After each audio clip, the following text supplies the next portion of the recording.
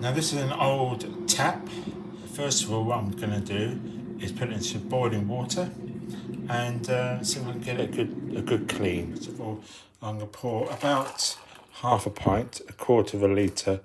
Now what's missing on the end here is the tap washer. So what I'm using here is citric acid, 2 tablespoons full, and that should then give the item a real good clean.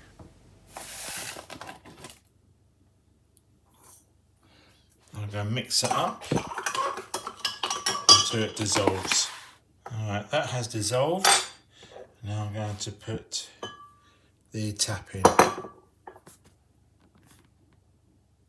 You can see straight away what's happening.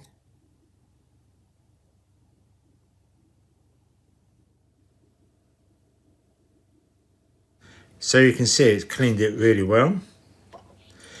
There it is. So please share, like and subscribe.